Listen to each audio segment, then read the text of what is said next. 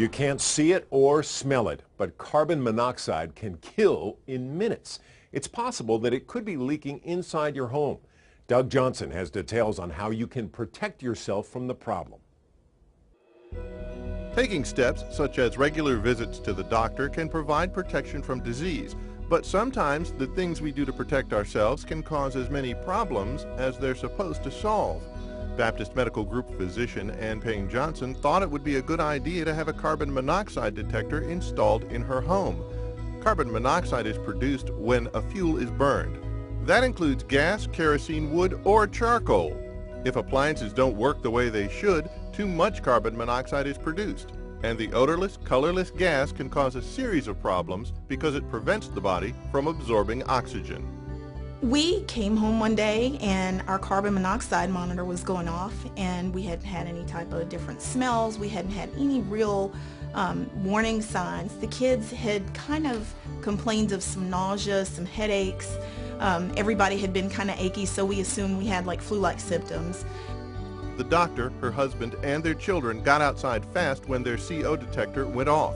They called the local fire department to find out what they should do next and got some confusing instructions.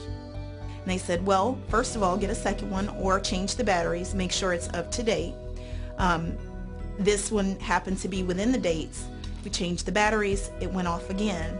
And we called the fire department back and they said, listen, get another one, have it in your house, see if it works, and if it doesn't go off, it's probably the monitor because it may be out of date without being out of date. They got a new detector which did not go off. The Environmental Protection Agency warns consumers that carbon monoxide detectors aren't generally considered to be as reliable as smoke detectors. With smoke, it can be easy to find the cause, but it's harder to tell whether an emergency is real or a false alarm with an odorless, colorless gas.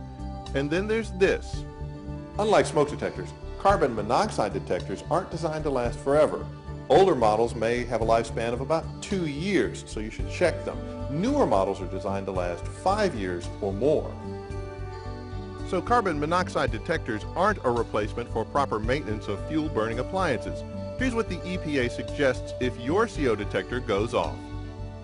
Since they can sound alike, make sure it's the CO detector and not your smoke detector that's going off. Check for symptoms of CO poisoning, severe headaches, dizziness, mental confusion, nausea, or fainting. Get out of the house and get people to a doctor and tell the doctor you suspect carbon monoxide poisoning. If no one has symptoms, open up the house and get some fresh air in to ventilate things, and turn off any potential source of CO, furnace, water heater, stove, dryer, space heater, or any vehicle or small engine. Lastly, bring in a qualified technician to inspect appliances and chimneys to make sure everything works and nothing is blocking fumes from getting out. With the carbon monoxide monitor, you have to be on top of it. You can't just, assume that it's working. For Smart Medicine, I'm Doug Johnson.